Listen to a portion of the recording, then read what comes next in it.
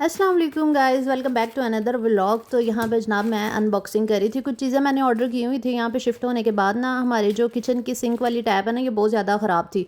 यानी कि इस पे से ना पानी इतना ज़्यादा आता है कि बर्तन धोने वाला बंदा सारा ही गीला हो जाता है। तो मैंने ये शावर सा मंगवा लिया। मैंने कहा ये लगा लेंगे तो इससे ना ये कि पानी की बचत जो है ना वो हो जाती है। पानी ज़्यादा नहीं बाहर आता।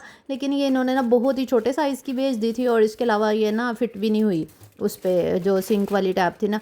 मुझे लगता है वो टैप ही चेंज करवानी पड़ेगी क्योंकि वो ना उसको ज़ंग लगा हुआ है, काफ़ी ख़राब हुई हुई है। तो बस अब देखते हैं क्या होता है।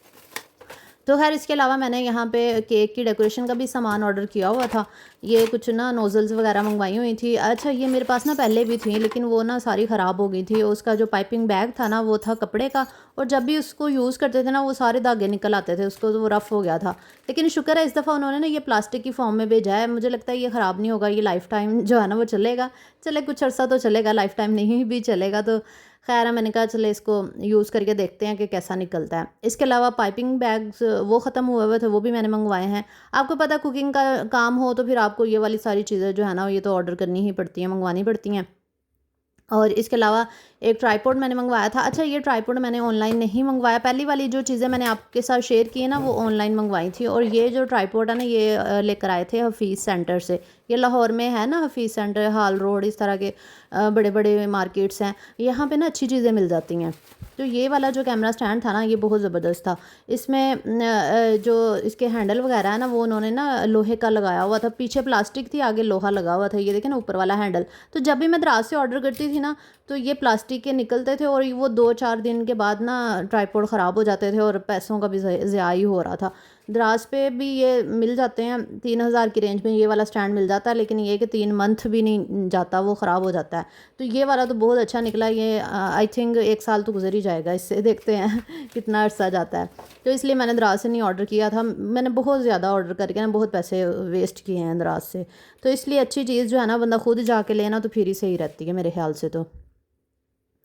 बस उसके बाद इसके अलावा हाँ जी, ये मैं बैग भी एक लेकर आई थी। ये तो मैंने क्रीम ब्लॉक से लिया था। जिस दिन ज़ियान की बर्थडे थी ना उस दिन ज़ियान का गिफ्ट लेने गए थे ना, तो वहाँ पे मुझे बैग वाली शॉप्स भी नज़र आई थी। वहाँ से मैंने फिर ये लैपटॉप वाला बैग लिया क्योंकि पहले वाला जो बैग था ना काफ़ी रफ़ हो गया था। तो फिर मैंने कहा चले बैग चेंज कर लेते हैं क्योंकि इसमें जो है ना काफ़ी स्पेस है, इसमें 2 लैपटॉप जो है ना वो ईज़िली आ जाते हैं। तो आज मैं आपके साथ ना अबीहा के फर्स्ट डे की स्कूल रूटीन शेयर करूँगी। सुबह-सुबह उठने के बाद मेरी क्या रूटीन हुई है, ये नेक्स्ट डे का व्लॉग है।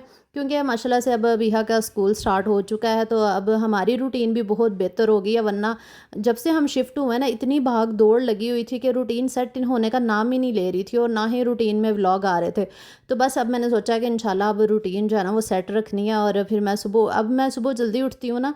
पहले भी उठ जाते थे लेकिन ये कि टाइम नहीं मिलता था, कभी कहीं जाना आना, कभी कोई काम कभी कोई काम, बहुत मसरूफियत रही है शिफ्टिंग के बाद। लेकिन अब शुक्र है अल्लाह का कि रूटीन हमारी काफ़ी बेहतर हो गई है। क्योंकि अबीहा का भी एडमिशन हो गया अब माशाल्लाह से। और अबीहा का आज फर्स्ट डे था इसलिए क्योंकि हमने पिछले वीक इसका एडमिशन तो करवा दिया था लेकिन वो स्कूल में ना बच्चों के पेपर्स हो रहे थे। तो वैसे तो अबीहा का ना 1 मंथ पूरा लॉस हुआ है, काफ़ी नुकसान हुआ है। 15 दिन उधर, जब छुट्टियों के बाद भी ये 15 दिन नहीं गई और 15 दिन फिर इधर शिफ्टिंग के बाद भी इसके ना वेस्ट हुए हैं। तो 1 मंथ बेचारी का ज़ाया हो गया। चले खैर है, मैंने कहा साथ साथ इसको ना करवा देंगे, कवर करवा देंगे पिछला सिलेबस भी इसका। वैसे तो बच्चों के ना एग्ज़ाम हो चुके हैं। ये सेकंड सेमेस्टर बच्चों के शुरू हो चुके हैं। तो यहाँ से ये बीहा का जो है ना वो स्टार्ट करवा देंगे काम शाम जो भी होगा। तो बस सुबह सुबह उठने के बाद मैंने इसका जल्दी जल्दी से यूनिफॉर्म प्रेस किया, इसको रेडी करना था। बीहा उठ जाओ, school time. Biha, school time. उठ जाओ, उठ जाओ, उठ जाओ, शाबाश। बीहा को स्कूल के लिए रेडी करना सबसे मुश्किल टास्क होता है मेरे लिए क्योंकि इसको उठाना मुश्किल होता है। एक तो ये रात को ना जल्दी सोती नहीं है, इतनी लेट कर देती ना, सोते सोते 10-11 बजा देती है। तो बच्चा टाइम पे सो जाए ना तो सुबह 6 बजे इजीली उठ जाता है। तो सुबह 6 बजे इसको उठाना बहुत मुश्किल काम होता है। वैसे तो इसका 7:30 का स्कूल टाइमिंग है लेकिन ये है कि उठते उठते ना ये बहुत टाइम लगा देती है फिर रेडी करके इसको स्कूल भेजना। तो आज फर्स्ट डे था तो कह रही थी कि मम्मा आज आप ना मुझे आलू का पराठा बना के देना। कल मैंने ना आलू का सालन बनाया था। तो मैंने कहा चलो ठीक है, फिर वो आलू निकाल के ना मैं उसका मैंने कहा चलो इसको पराठा बना देती हूँ। और इसके अलावा इसकी एक और मैंने फ़ेवरेट डिश बनाई थी, उसकी रेसिपी ना मैं आपके साथ शेयर करूँगी मेरे इस पे फूड वाली चैनल पे ना जल्दी आएगी। जो इसके लिए मैंने बनाई थी, मैंने कहा था आज फर्स्ट डे है तो कुछ अच्छा होना चाहिए, बच्चा खुश हो जाता है तो इसलिए मैंने इसकी फ़ेवरेट रेसिपी जो है ना वो बनाई थी। तो बस अभी मैं यहाँ पे नाश्ता जो है ना उसके लिए बना रही थी। अच्छा, मैंने आप लोगों से पूछना था कि सिर्फ़ मेरी बेटी ही तंग करती है या आप लोगों के बच्चे भी सुबह तंग करते हैं? नाश्ते में कुछ नहीं खाती है, इसको जो मर्ज़ी इसके आगे रख दो, इसकी पसंद की चीज़ भी इसके आगे रख दो ना सुबह उठने के बाद, लेकिन ये नहीं खाएगी। इसको ड्राई फ्रूट्स दे के देखे हैं, इसको दूध दे के देखा है, फल दे के देखा है, सैंडविच, खाना, नाश्ता, पराठा, हर चीज़, चाय, दूध, कुछ भी नहीं खाती है। क्या करे, समझ नहीं आती इस लड़की का। रात को सोते हुए कहती है कि मुझे जो जितना मर्ज़ी खिला दो, और सुबह उठ के इसने नहीं खाना। इसका एक तो मूड ख़राब होता है जब सुबह उठती है 6 बजे। उसके बाद इसको खाने के लिए मैं नाश्ता बना दूँ या कोई भी चीज़ बना दूँ ना, इसने कभी नहीं खाया। सिर्फ़ एक आधी बाइट, वो भी इसके बाबा अगर इसको डाँट देना कि अभी हाँ खा लो, तो फिर एक आधी बाइट जो है ना वो ले लेती है, वरना ये नाश्ता नहीं करती। तो आप लोग अपने बच्चों को क्या नाश्ता करवाते हैं मुझे कमेंट्स में बताएं, और क्या तरीका है बच्चों को नाश्ता करवाने का, ताकि मैं भी फिर अबीहा पे ट्राई करूँगी ना तो मुझे पता चल जाएगा कि अबीहा जो है ना वो नाश्ता करती है कि नहीं। तो आप लोग मुझे ज़रूर बताइएगा आप अपने बच्चों को क्या देते हैं सुबह सुबह नाश्ते में, क्योंकि नाश्ता जो है ना बच्चे की सेहत के लिए बहुत इंपॉर्टेंट है, लाजमी करवाना चाहिए बच्चे को नाश्ता। फिर लंच तो वैसे मैं साथ देती हूँ उसको स्कूल के लिए, लेकिन ये कि ये अभी मैंने जो पराठा बना रही हूँ ना, ये मैंने बिल्कुल छोटा सा बनाया था देसी घी वाला। मैंने कहा ये ना अभी इसको खिला देती हूँ, और साथ ले जाने के लिए मैंने कहा था इसको आलू का पराठा दे दूँगी। लेकिन ये जो मैंने अभी पराठा बनाया था ना वो भी इसने नहीं खाया, बस सिर्फ 2 बाइट्स ली हैं और नहीं खाया इसने। तो खैर, आप लोग उतनी देर में जल्दी जल्दी वीडियो को लाइक कर दें, कमेंट और फॉलो भी कर लिया करें, वीडियो को रिपोस्ट कर दिया करें। इसके अलावा यूट्यूब चैनल पे भी सब्सक्राइब कर लिया करें अगर आप यूट्यूब से देख रहे हैं, और अगर आप टिकटॉक से देख रहे हैं तो रिपोस्ट कर दिया करें वीडियो को। अच्छा, उसके बाद फिर मैंने आलू का पराठा बना लिया था। अब मैंने सोचा कि माशाल्लाह से ना चैनल थोड़ा बेहतर हो गया है। अब मैंने ये सोचा कि इंशाल्लाह मैं ना यूट्यूब पे जो है ना वो प्रॉपर व्लॉगिंग शुरू करूँगी आप लोगों के साथ ना, जैसे मैं पहले किया करती। आपको याद होगा कि मैं लंच बॉक्स की रूटीन शेयर करती थी, इसके अलावा लंच बॉक्स बनाती थी, फिर वीकली मील प्रेप होती थी, इसके अलावा लंच बॉक्स आइडियाज़ होते थे, उसको स्टोर करने के, सेव करने के, फ्रोज़न आइटम होते थे, और भी बड़ी वीडियोज़ मैं बनाया करती थी। आपको याद हो शायद, पिछले साल की बात है। लेकिन उसके बाद फिर जब से चैनल डाउन हो गया ना, मैंने ये सब कुछ छोड़ दिया था, क्योंकि व्यूज़ नहीं ना आते थे तो फिर दिल नहीं करता था कि ये सब कुछ बनाने का। तो इसलिए, लेकिन अब मैंने सोचा कि चले मैं अब नए घर में शिफ्ट हो गई हूँ, रूटीन थोड़ी बेहतर हुई है, तो मैं अब ना दोबारा से काम शुरू करूँगी इंशाल्लाह। तो आप लोग मुझे कमेंट्स में बताइएगा कि अगर आप चाहते हैं बच्चों के लंच बॉक्स के हवाले से फ्रोज़न आइटम या इस तरह के फूड मैं उसका व्लॉग शेयर करूँ, मील प्रेप का, तो आप मुझे कमेंट्स में ज़रूर बताना, फिर मैं इंशाल्लाह ज़रूर बनाऊँगी व्लॉग। बस यहाँ पे फिर अबिहा को मैंने रेडी शेडी कर दिया था और स्कूल जाने के लिए, और इसके अलावा जो है ना इसका बुक्स वगैरह वो हम कल ही ले आए थे, यूनिफॉर्म बुक्स वगैरह ना, इसका एक दिन पहले ही हमने सारा कुछ रेडी कर लिया था। बस हम लोग चाहते थे कि जल्दी जल्दी स्कूल चली जाए, लेकिन इसके वो एग्ज़ाम हो रहे थे ना में, तो इस वजह से थोड़ा सा लेट हो गया था, जिसकी वजह से जो है ना इसका लेट जो है ना वो जाना शुरू किया इसने स्कूल में।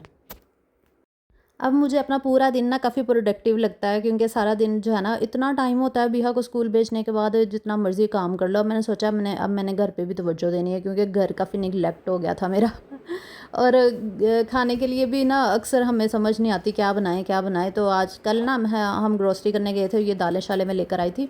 व्लॉग श्लॉग तो नहीं मैंने बनाया, तो मैंने कहा चले आज ग्रीन वाली ये जो छिलकों वाली दाल है ना ये बनाते हैं। ये ना मेरी अम्मी बनाया करती थी, और इतनी मज़े की अम्मी बनाया करती थी, लेकिन मैंने कभी नहीं बनाई, मैं ऐसे ही बस बनाती नहीं थी। मैं दूसरी मूंग की जो धुली हुई दाल है ना वो बनाया करती थी।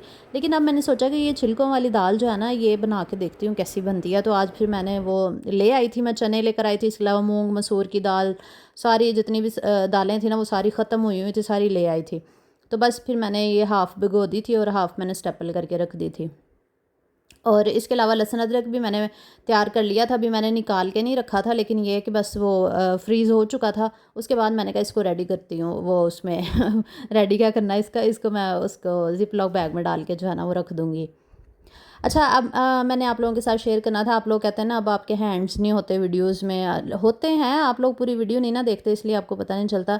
मैंने एक्चुअली कुकिंग हेल्पर भी रखी है, वो ना मेरी हेल्प करवाती है कुकिंग वीडियोस बनाने में।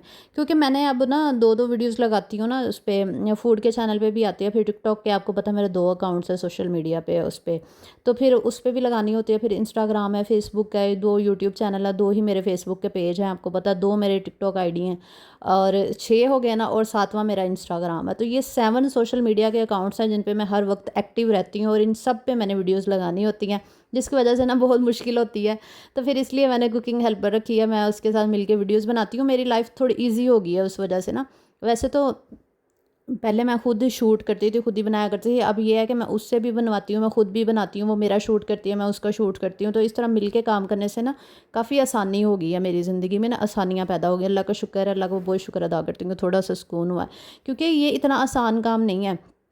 लोग क्रिटिसाइज़ करते हुए ना ये देखते नहीं हैं कि ये काम कैसे कर रहे हैं या कितना मुश्किल है। बस लोगों का काम है क्रिटिसाइज़ करना, वो करते ही रहते हैं, उनकी आदत होती है कुछ लोगों की। लेकिन ये है कि जो यूट्यूबर्स हैं, जो या वो लोग जो वीडियोस का काम करते हैं, उनको ही ज़्यादा पता होता है ना कि वो किस मुश्किल से गुजर रहे हैं और उनको काम करना कितना मुश्किल लग रहा है। लोगों का तो काम है ना बातें करना, लोग बातों बातों में कह देते हैं कि फ्री रहती है, कोई काम नहीं है, हेल्पर रखी हुई है, इसकी तो मौजें हैं, ये है वो, इस तरह के फिर लोग बातें करने लग जाते हैं। तो बस आप लोग जल्दी-जल्दी जाके ना मेरे फूड के चैनल को सब्सक्राइब कर लें, वहाँ पे डेली वीडियोज़ आती हैं, 2-2 वीडियोज़ बल्कि लगाती होती हूँ वहाँ पे मैं, ताकि थोड़ा-सा तो अच्छा हो जाए ना चैनल। वहाँ पे इंशाल्लाह मेरा इरादा है कि जल्दी-जल्दी 1 मिलियन हमने सब्सक्राइबर कंप्लीट करने हैं। मुझे इतना अरसा हो गया, अभी तक मेरे 1 मिलियन नहीं हुए सो यूट्यूब पे, तो बस मेरी ख्वाहिश है कि जल्दी-जल्दी 1 मिलियन सब्सक्राइबर हों। अभी तो 2 लाख नहीं हुए, 1 मिलियन कहाँ से हो जाने हैं इतनी जल्दी टाइम तो लगेगा ही ना। लेकिन आप लोगों की सपोर्ट रहेगी ना तो इंशाल्लाह वो जल्द हो जाएँगे। तो आप लोगों ने ज़रूर सपोर्ट करना, आगे भी शेयर कर दिया करें अपने फ्रेंड्स फैमिली में, और इसके अलावा अपनी उसको बहन भाइयों को भी शेयर कर दिया करें वीडियो, ताकि वो लोग भी सब्सक्राइब करें। अच्छा, ये जो कुकिंग रेंज आप देख रहे हैं ना, मैंने सोचा कि इसको ना निकलवा दूँ यहाँ से। इसके ना सारे बटन जो है ना इतने हार्ड हैं और ख़राब हैं, गैस भी नहीं आती। तो बस यहाँ पे ना मैंने यही सोचा कि जो खानेवाल में मेरा स्टोव लगा हुआ था ना, जो आप देखते हैं नॉन स्टिक वाला लोहे का, वो मैं इधर लगवा लूँगी, शेल्फ़ लगवा के ना एक शेड सी लगानी पड़ेगी। तो वो ना हमने पता करवाया था, वो प्लम्बर जो होते हैं ना, ये जो नहीं कारपेंटर, ये जो वुड का काम करते हैं, उनको बुला के ना हमने ये साइज़ जो है ना, उनको बुला के ये साइज़ हमने चेक करवाया था, तो वो कह रहा था 7,000 लगेगा। इतनी सी शेड लगानी है, उसका भी 7,000। मैंने कहा चलो देखते हैं अब लगवाते हैं कि नहीं, इतना एक्सपेंस बता दिया उसने। हालाँकि ये छोटी सी शेड ही लगानी है ना, उसका भी 7,000 खर्चा, क्योंकि उसके अंदर हमने चूल्हा फिट करवाना ना। ये कुकिंग रेंज पे ना ये मज़ा नहीं आता खाना बनाने का। इतने हार्ड बटन है, बटन भी नहीं चेंज हुए ना, और दूसरा ये कि गैस इतनी कम आती है। और शुक्र है अल्लाह का, हमारे यहाँ पे ना गैस का टेंशन नहीं है, सिलेंडर नहीं भरवाना पड़ता। मैं तो सिलेंडरों से तंग आई पड़ी थी।